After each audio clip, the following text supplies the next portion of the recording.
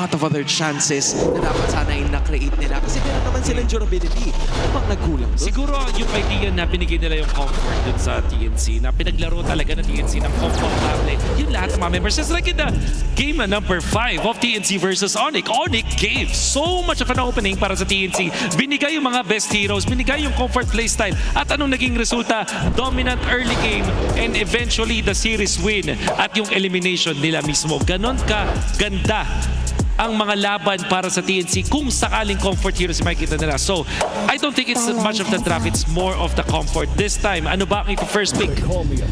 I think it's the change na meron tayo ngayon. Considering na nasa broken walls na naman tayo, Wolf, Okay. yun din yata yung naging advantage para doon sa Fanny. There's a lot more entrance and exit points, kaya tinanggal nila yan. Ang nag-iba naman ngayon, nabuksan yung Grok nitong si Chakmo, tapos yung Kimi ay pipiliin pa rin ni Lancy for a second time in a row. This time, Gatot will not be enough laban sa TNC. Baka pa sila yung mag-Hilda kasi potentially Fanny ulit ang third pick mula dito sa TNC. When it comes to mid choices naman, siguro mas maganda kung piliin nila yung Valentina instead of the Pharsa in the previous game. Kasi ito yung isang hero na mas malakas yung contention kung sakaling Fanny man na pipilian ng TNC. But knowing TLPH, baka mas ibaba pa nila yung picks nila dito. So this is going to be Arlott To lead the charge. and Hilda, as we mentioned. Yep. You are So ito na. definitely right about that. Plano nila na manggulo talaga kaagad. What do you have in mind? Yeah, Joy instead of the Fanny kasi nga naban yung Fanny. Yung thing with the Joy is ito yung nagiging sagot ng TNC para sa Yi Sun-shin. However, naalala ko, meron pa palang Hayabusa na open. So dalawa yung nagiging options dito para sa TNC. I think baka mas paboran pa ng TNC ang Joy sa ngayon. Kasi yung Joy yung hero na hindi ganun ka nakokontest na isang Hilda. Hilda makes it so that Hayabusa is playing difficult. Parang nahihirapan sa isang laban. Kapag ito yung pinili ng TNC, baka mas maganda para sa kanila. Well, at least they still have options. Pero option pa rin naman nila yan na piliin dito ngayon. That's exactly what they're gonna do para hindi na nila alalahanin yung magiging hero nitong si Zyda in the second phase of our draft. Now, looking at the next two bans para sa parehas na koponan, we're still looking for some mages, magic damage to be specific, para sa Team Liquid Philippines. Meanwhile, for TNC, very very telegraphed na kung saan pupunta yung mga heroes na nakikita natin ngayon. We're just looking for the side lane heroes for both teams. Harith as well ang ibaba ng TNC. Ang siguro next dito going to be the Valentina. Pangsagot din naman na doon sa Joy. Nakikita ko dito sa TLPH na since ginamit na nila yung Arlott at Hilda, wala silang option dun sa mga Franco na pwedeng pang-control dito sa Joy. So they are hard committing on this composition. And syempre damage coming out from the Arlott. TNC have chosen it. At yun na nga yung sinasabi nating ban. Okay, very nice bans mula sa TNC. Dami niyan. Napakagandang first 3 picks na rin. Respect on the main mula sa TLPH, TNC, Yura, Alice, available. Hindi ako magtataka kung ngayon kanilang pipiliin. May isa lang na additional na pwedeng i-consider dito na TNC, which is yung Esmeralda. Laban dito sa Hilda. That is true. Can make it a little difficult or more difficult para dito kay JP actually kay JP na kasi si Sanford already has the Arlott and the shields will be the matter at hand lalo na pag dumating tayo ng later portions ng ating laro. It's also gonna give a lot more space para doon sa Joy nitong si Zyda to roam around the map, get a lot more objectives. Meanwhile, para sa Team Liquid Philippines, they only have yung final slash doon talaga magbabango ng sobra yung kanilang damage output. You were talking about Uranus, Esmeralda, but they're gonna go all out offense on this. Lapu-lapu kanilang pipiliin. That is a decision mula sa TLPH para meron silang pangkasabay na mag-dive. May chance pa ang TLPH na mag-Angela sa gantong moment. Kasi although it's not a Sanji hero, pero it will give them more reliable na team fights kung sakali. Yes. Kasi yung Valentina na banay. So ano pa yung mga pwede dito na pick na pangtapat dito sa Kimi na hindi magiging problemado sa isang Joy? There's not a lot of options. Eve perhaps mula sa TLPH yung next. Or para naman dito kay Oheb, the Granger is still there, pwedeng gamitin. Pero kung sakali, Ruby yung isang option nila. There you have the Pharsa ang kanilang magiging choice. Together with the Ruby, they're gonna run it back and hope for a victory after that defeat noong nakaraang laro. This is a risky choice para din kay Sanji kasi medyo marami nga abot sa kanya. The Lapu-Lapu, even the Joy as well. The show looks good ngayon para sa TNC. Di masyadong problemado sa game at alam natin Benecutie can play that. Pwede rin sa kanya yung Lapu-Lapu tapos bumalik sa Yura etong TNC. Kasi nakikita ko dito walang papatay sa Uranus. If you're looking at TNC, wala silang pampatay dun sa mga tanky heroes na yun. They can go back to this Lapu-Lapu versus the Ruby na parang papabor dito sa Lapu-Lapu. Another option is export naman kung saaling fighter gold lane ang kanilang pipiliin. They've been using that as well. So will this be a flex pick para doon sa Lapu-Lapu? That is a question. As expected, Hanapan Hans. natin ang sagot. It's the full-on engage na nababanggit mo. Sanji, napaka-importante ng kanyang positioning in game number 3 because the Phoenix Army is there to hunt him down. Once again, mas maganda ang composition para sa akin ng TNC. TLPH, hindi naman pangit yung kanilang composition. I think it just will take so much skill shots which they can play naman. Magaling namang piloto ang TLPH ng gantong klaseng mga draft. Hindi lang ganun kadali. Whereas for TNC, straightforward win conditions, naka-funnel kay Joy, split push coming out from the Cho para maghanap ng target sa may backlines. Farsa is not gonna have a good time. So far, back-to-back games, Hans, hindi nabigyan si Sanji ng mga heroes na pwedeng magbigay sa kanya ng distinct na advantage sa katapat niya. Kailangan lupitan muli ni Sanji sa game na to. Ang daming way para maka-cancel sa kanya. Problema niya yung Lapu-Lapu, problema niya yung Grok, problema niya yung Cho, and even that, yung Joy, problema din niya. Sanji has to play a perfect game. Mahirap to para sa chef. Alam mo, buti nga nabanggit mo itong si Sanji kasi nakita natin yung draft kanina eh. TNC was doing their best para makahanap ng magandang tsempuhan, pwestuhan, and to actually initiate and make Sanji work for those positions. Kasi sure, meron kang panggulo sa kabila, meron ka nung Hilda, meron ka din nung Arlot that could potentially initiate the fights. But it makes it a little difficult pag yung initiation mo walang backup. Kasi nandun, Tinga, hindi naman nakatingga pero nandun nakakontrol lahat ng ibang mga members nila towards bringing the backlines down. At yan ang plano ng TNC dito, man. Nakita ko na naman si Goyo. Grabe. Oo nga pala. Nice to see. At syempre, yung mga support staff ng TNC, hindi ko nasasabihin kung ano yung pangalan nila, baka i-search pero nandun si Goyo. Shoutout sa'yo. Sir Goyo, I miss you. Back talaga. It's been a while, you know? Pero medyo gets mo eh. Kasi nandito yung it's TNC. Ito na talaga yun. It's TNC. The farthest that they have gone as an organization ever since Season 9 and the farthest that they can go. Lalo na kung ganito yung drafting mula dito kina Etomax at Hito. Napakagandang draft order. Siguro nga din malaking bagay na nagkaroon ng malaking shift dun sa ating metagame kung saan fighter gold laners na ang nagiging go-to ng mga teams. Ayan na si Mima. Ayun na. Kung sakaling napadpad na kayo sa MPL Arena, dyan na siya. Wala pa tayong bagong face-off dyan, direct. Hindi ko alam kung sino ang bagong kalaban eh. Kasi kitang-kita naman natin ang buhay na buhay. 2 out of 2 din. Yung mga may hawak ng bond paper ni Chakno. Dapat ibigay nyo sa kanya yan mamaya. Hindi pwede na nasa inyo lang yan. Pero malay nyo naman. Asan yung mascot? Takpan mo nga yung mukha mo. Takip. Ayun na.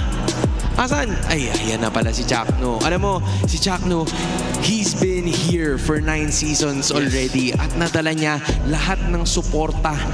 Back when he was still an execration, back when he was still with Omega, and now with TNC, gusto niyang maituloy-tuloy yung kanyang paglalakbay with his newest team right here. Abe, Zaida, the surprise of the playoffs, the surprise of the season, I would say, yeah. Ang daming nagko-comment sa kanya dito sa playoffs. Pero some parts of the regular season, siya rin talaga yung hindi nagkaroon ng kahit isang beses ay bad game. Amongst all of the jugglers that we've seen dito sa season 16, napaka-consistent. Napakaganda ng mga laruan. Nagiging win condition. Wala pang tapon na laro, Hans, so far. Dito sa playoffs, no? And it's very difficult to do, lalo na itong si Zaida. he wouldn't be the first player that you would remember na nakatungtong na dito sa playoff. Sure, siguro from last season, ay, ayan na yung aura. Ay, teka. Aurahan mo kami, Mima. Oh. Oh, okay. Oh. Asan yung pambato na? Ayan na. Okay. Ito na ang face-off na hinihintay ko in 5. Ay, hindi ko na pala kailangan magbilang. Get ready for the next battle. Buksaan. Buksaan 2025. Sino ang mas angat? Sino ang mas sikat? Uy, Ay, tumayo na! Ayun na. Tumayo na! Tirahan mo naman kami, madam! Tumalikod. Okay. Tumalikod. Okay. Ay, si Mima. Uy! Ay, pinakita yung boots. Gumamit ng props. Oy! Kinaldagan pa! Woo! Mainit ang dance floor. Mainit. Again, yun yung mga laban na panalo tayong lahat. Uy! Ay, pinakita na naman si Mams. Si Mams. Si Mams na naman. Ay! Mams! Oh my G. Bukas pa yun. Mima, dalawa pala ang kalaban mo today. Oo nga. Hindi ko in-expect to. Ay, grabe. Iba ang laban na to. Oo. Alam mo, kung may mic lang ako, tinanong ko na sila eh. Oo nga eh. Pero hindi. Hindi. Maganda ma-interview to si Mima. At Para sa akin yun, patas yun. Teka, kilala natin si Mima. Kilala pero hindi pa natin natin si Mima. kilala yung sa TNC. Kailangan Oo natin nga eh. malaman yung name. Oo nga. Tanong natin kay Jaire. Tanong natin mamaya Tanong kay natin kay Jaire. Kasi si Jaire nga pala, in case na hindi nyo po siya kilala, siya po ang aming MPL sniper. The APL Sniper. MPL sniper. Siya po ang Not the bumubuhay. cameraman, not the director of Oo. photography. Walang ganun. The sniper. The sniper. Yan. Yes, sir. Siya po ang bumubuhay sa lahat ng ating mga clippers. Yan. Sa lahat ng ating mga social media pages na sumusuporta sa MPL Philippines. Kaya pag natutukan po kayo ng aming sniper, malay nyo, kayo na to. Diba? Hinihintay ko yung snipe eh. Kasi may mga ayan na. O, diba? Yun yung Iba snipe talaga. po na ibig naming sabihin. Yan, okay. Press 1 kung natitripan nyo si Lil Sniper. Di pala Lil, the Sniper lang pala. Si Iba. Big Sniper. Si Big Sniper. Big Sniper. Ayan, syempre. Or press 2 kung ayaw nyo, pero bakit ganun? Bakit? Why naman like that? Why naman like that? Why naman like that, di ba? Huwag kayong mag-alala kung hinihintay nyo rin, kung hinihintay nyo yung game number 3, huwag kayong mag-alala. Kami rin. Yun na yun eh. Yun lang ang masasabi namin para sa inyo, ladies and gentlemen. Pero maraming salamat kasi nandito kayong lahat. You chose to spend your weekends with us. Kasi yung bukas, di ba yung mga laban bukas, men, ano na yun? Oo. Prime time na yun. Sold out na yata yun. Pasensya na. Ay, ito. Di ba? Okay, yun. Finger heart. Finger heart lang, di Siyempre. ba? So sa mga interested, syempre, punta na kayo dito sa Cuneta. I think we'll have Oo a nga. longer game for sure. Mahaba-haba pa ang mga bakbakan. So sana ay kayo ay dumalaw dito sa Cuneta Astrodome. Yan. Chillaxers lang lahat. Uy, kilala ko yun ah. Yung mga may drawing just in case. Shout out kay Atan. Siyempre sa lahat ng ating mga MPL fans. Ay, ito, nag-cutting na naman. Saan kayo teka galing? lang, Nag-online class pa si ate. O, ayan Ay, oo na! nga. Sabi na eh! So, ano ba to? Nag-attendance na ba? Sabihan mo, tatahimik kami. Check. Sabihan mo, tatahimik Pakita mo naman Ano kami na ba sa yan? klase mo. Pakita mo naman kami. Oo. No, Okay. Okay. Chill. Safe. Safe naman. Safe lang. If So, you know, you know. masipag ba yun o hindi masipag pag ganun? Anong judgment natin? Check ba yun o hindi? Alam mo, gaya ako ni Markil eh. 50-50 eh. 50-50 eh. Di ba? It's work smart, not hard. Ay, ito si sir. Tapos na, graduate na isipin mo, di ba? Nag-aaral lang siya kanina. Tapos paglipat, graduate na. Kanina nga yung ating usher na si Hans, nakita ko. Ay, oo nga. Naka-suit. Akala ko magka-cast yun pala. Thesis defended. Ayan, no. Ay, Tapos okay. nandyan pa si Queen Harriet. Naku, Ay, marami talagang inikot na lugar yan. Oo naman. Pero feeling ko, babanatan ako mamaya niyan kasi sina-shoutout ko, di ba? Ay, kunwari, di lang nagre-react. Pero nakatingin na yan mamaya. Guys, huwag kayong mag-alala. Itutuloy natin to mamaya. Maya lang. Relax lang. Huwag kayong magalit sa amin ha. Kasi kung kami lang dito, kung may pipindutin lang kami para Gina eh. Technically, pwede kong gawin yun, pero hindi ko gagawin yun. Hindi ko Meron namin pala. control, guys. Okay? Just to be clear, ang mga casters, nga. ang mga panel, hindi po namin Opo. control ang pagsimula. Relax, Opo. huwag kayong magalit sa amin. Make sure natin na 100% integrity na nandyan para sa ating mga laro. So relax, Ako relax. si Burrito pa naman, madalas siya yung nakakatanggap ng ganyan, pare. Oo nga eh, oo nga eh. Burrito, ba't kasi hindi pa sinestart? Ba't kasi hindi pa tagal ng i-start yung laban? kung gusto nyo malaman kung nasan si Burrito, well, nandito naman siya. Tapos, pag nakita nyo, hingan nyo na ng skin. Napakagalante po niyan. Yeah, number 1, hingin nyo na skin.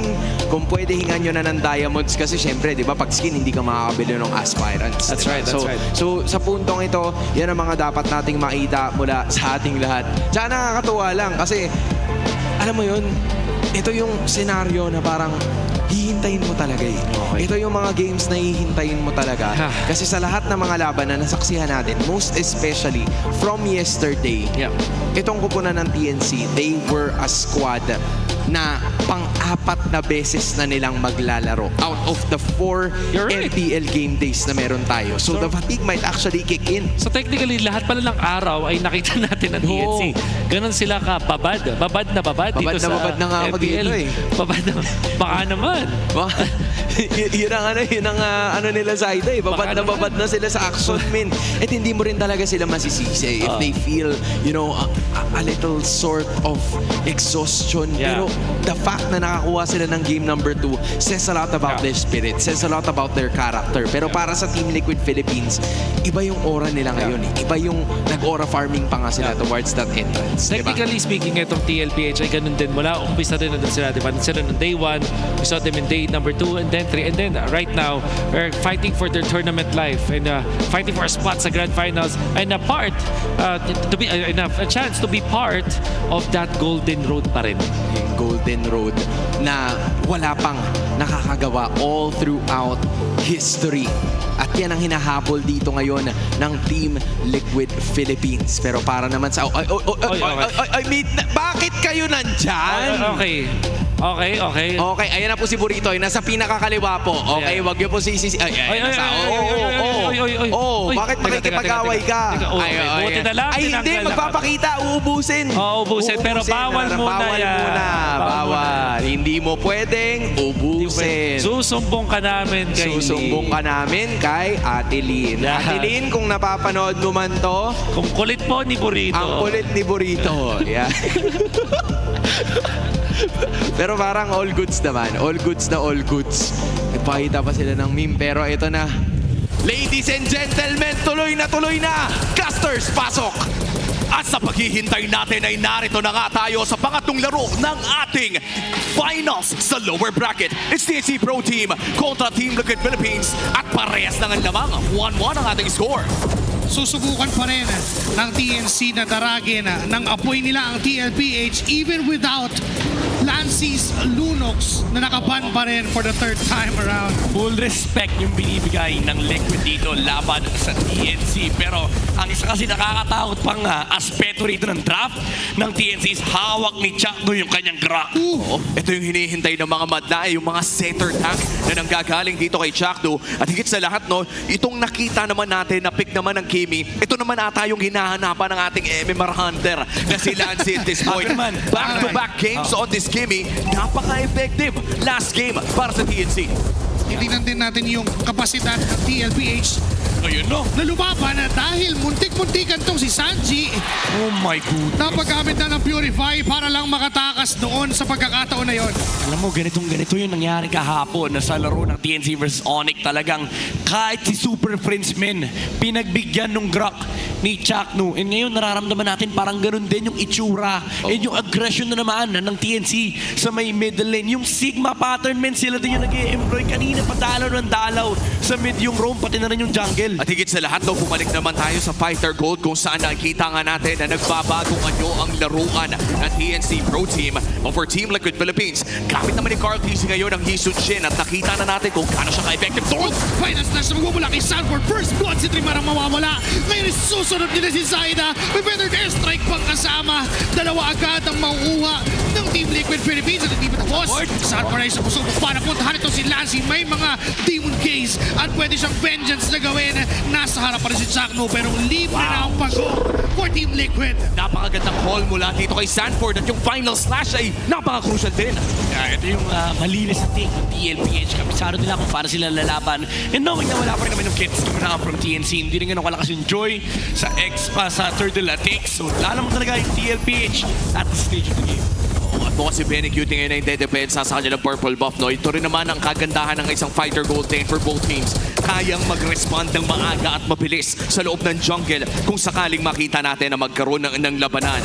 Silip tayo sa Infinix in-game equipment natin. Mukhang Recta War Axe dito si Kuya Moohem. Yun talaga yung pinakailangan nila para makasabay doon sa damage output. And hindi lang yun. Mahirap din kasi na mag-show doon sa Ruby kung yun lang yung titignan mong aspeto. Pero Chakno ay kamuntik-muntikan. Yung kahuli-huling patak ng Feather Airstrike, hindi enough yung damage para patumbahin ang Mamba.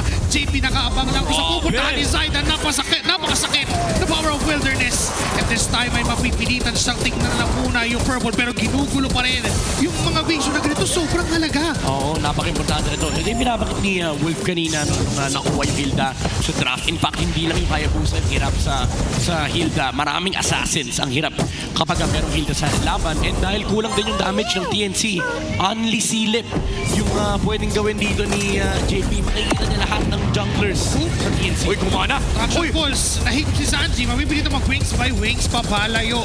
And this time ay makakatakas ang TLPH doon sa plano ng TNC pero sa baba, sinusubukan na lang ubusin yung energy blades. Oo, mukhang malaki ang prayo doon sa may bandang gold lane. Pero si Zaida ay muli na namang nabigyan! Team Liquid Philippines gets one!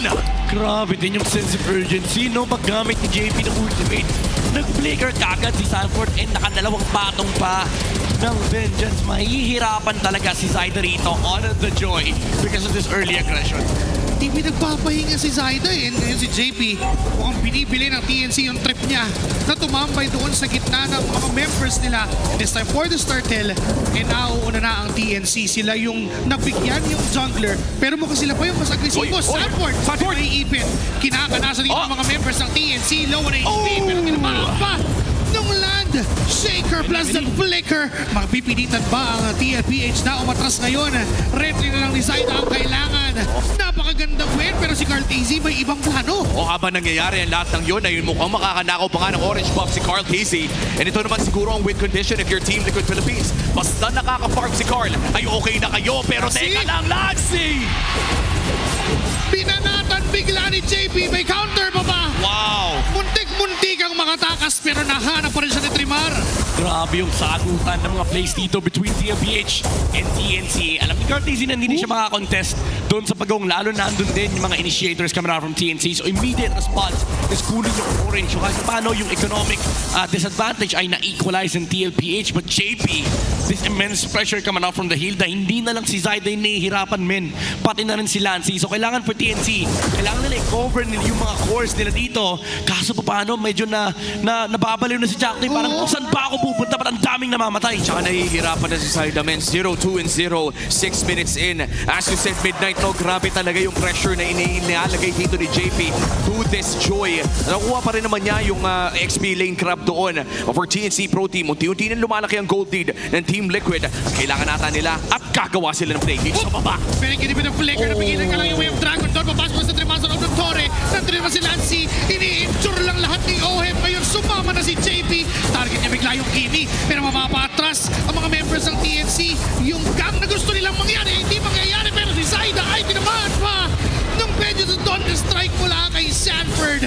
At ngayon yung Torre pa ang kasunod. May feathered airstrike pa mula kay Sanji. Mapipilitan si Chakno na gumamit ng tech charge palayo. Ang hirap ng buhay men ni Zaida. And Sanji! unfortunately, Sanji. Diyan pa si Sanford.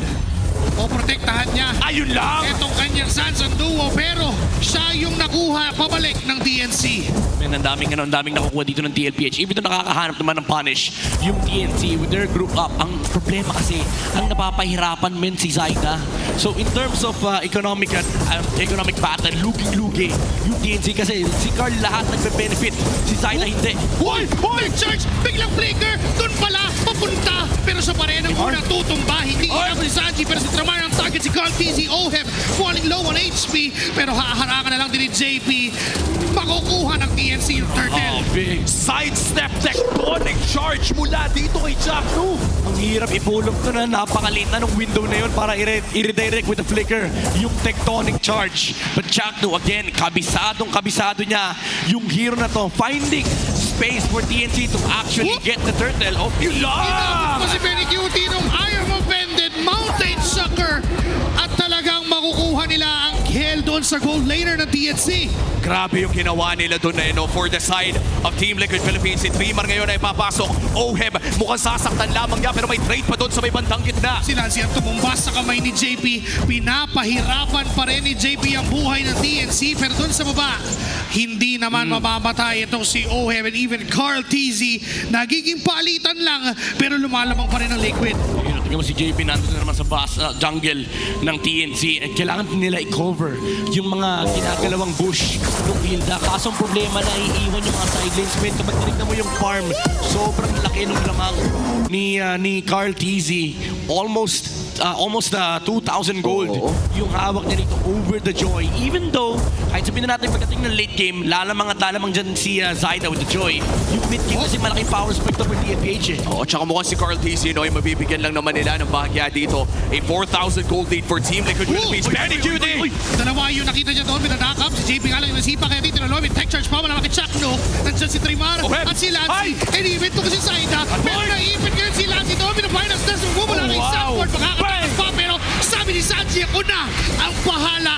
Inabot siya ng feathered airstrike, pero doon sa gitna may laban pa rin. Mounting shower mula kay Carl. Si Trimar ang tutumba. Mega kill for the GOAT. Turret plus 2 kills. Team Liquid ay rumaragasa. And ang Echo Express ay nararamdaman na natin. Parating na ng parating, nagsama-sama na ang Team Liquid Philippines at hindi nakakapalag ang TNC Pro Team. Bukas si Chakno pa ang susunod nila. Pero pilit na naman, Totran Wolf King, hindi nila pinapaalis. May sipa mula kay Benikini pupunta sa Totore, pero si Sanford ay mabubuhay. Hindi aabot na JP itong si Zaida. Unti-unting nagugulong formation. Even Chakno ay mamamatay sa kamay ni Sanji. Ngayon si Zaida ay susubok na dumipensa. Kasama itong si Trimar. Electrifying kasi nagamit. Oheb ay nandun at hindi siya papaalisin ng mabilis. Pero tuloy pa rin sa pagharap itong si Trimar. Pero tinitipihan na. Mainit na si Oheb.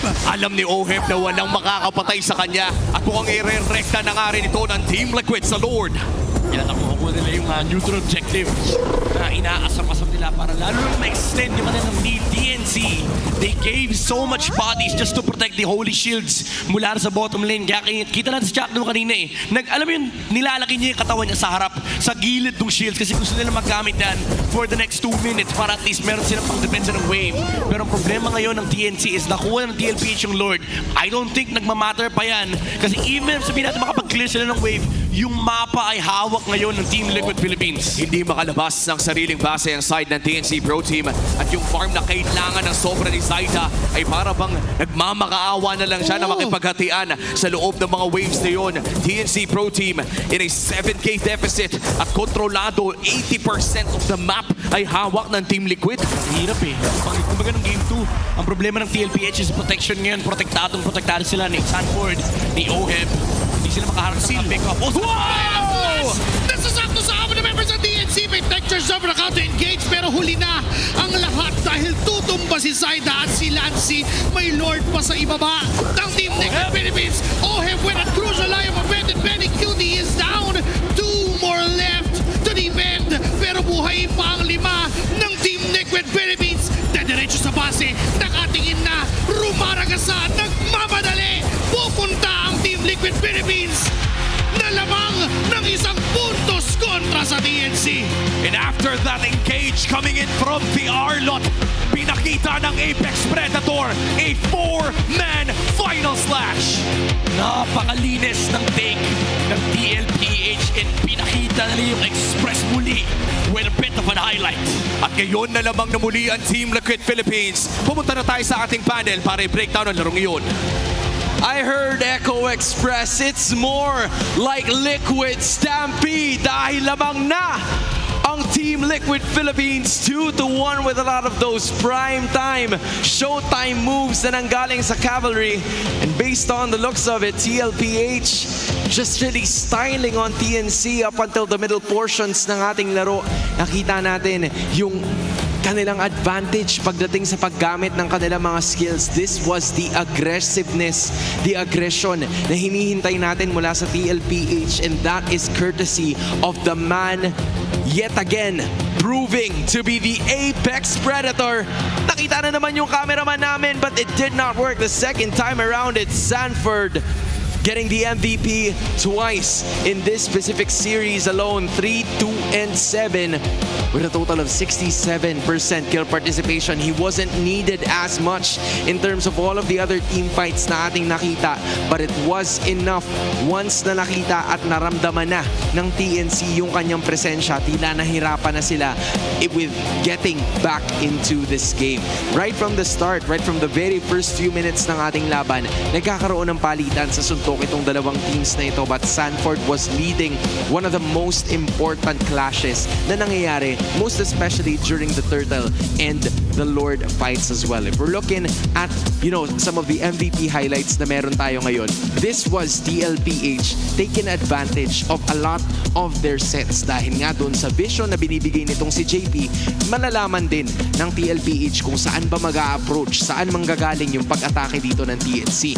Whereas, kung mapapansin niyo yung mga damage outputs na nanggagaling sa Phoenix Army, it's Lancy na pwede mo namang harangan yung mga bala na kanyang binibigay. Sure, there was Trimar being aggressive all throughout na hindi rin naman napipigilan ng crowd control once there is already yung kanyang bravest fighter. But still, TLPH did a really good job in managing not only their waves, but also getting a lot of those clears as much as possible. Napapansin din natin yung rotation at yung ikot dito ng TLPH was really superb and superior kontra sa TNC because of the advantage of having Sanji on their side. Initially, yung may isip nga namin ni Wolf kanina right during the draft was the fact that baka yung TNC pa yung mang-gangster dito because they have the initiators such as yung Grak na hawak nitong si Chakno, even itong si Trimar with the bravest fighter. But I have to give props as well to Oheb being one of the frontliners, and there it was, yung final slash na nakumit dito ng TLPH towards making it happen for their team as well.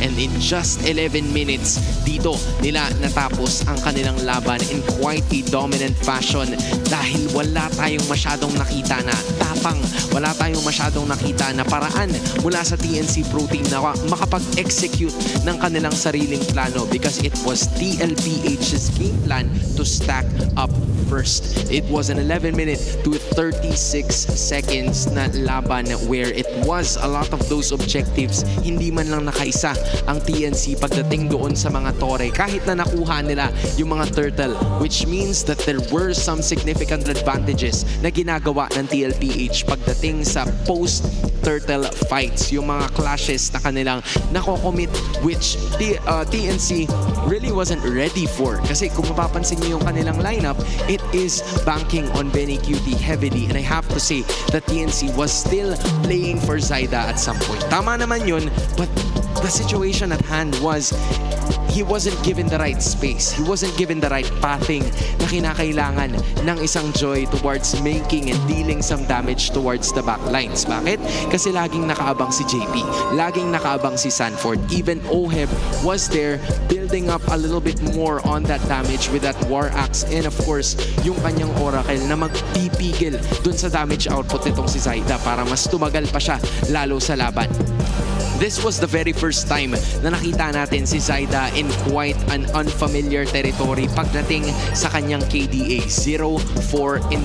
So it seemed like TLPH definitely checked him sa mga sitwasyon na talagang nagustuhan ng Cavalry in their favor. The same could be said para dito kay Benny Cutie kasi as soon as lumapit siya sa iba sa mga members ng TLPH, OHEB is there to at least deal the damage. And on the other hand, yun yung mga oportunidad, yun yung mga tsansa na nagpalaki palalo ng kalamangan dito ng Team Liquid Philippines. Even Trimar was the leader of TNC pagdating doon sa damage. It's just that it did not work in their favor dahil doon sa tapang na ipinakita ng TLPH. It's the vision that led to those executions para sa, Cavalry. But now, you're looking at the rich guy, the carry, the sandbag, and the wingman. It's a little bit of TLPH, pero si Trimar ang nagdala ng damage output. Yan ay dahil hati-hati. Marami kang aasahan na damage output mula sa kupunan ng TLPH. You have the Yi Sun Shin.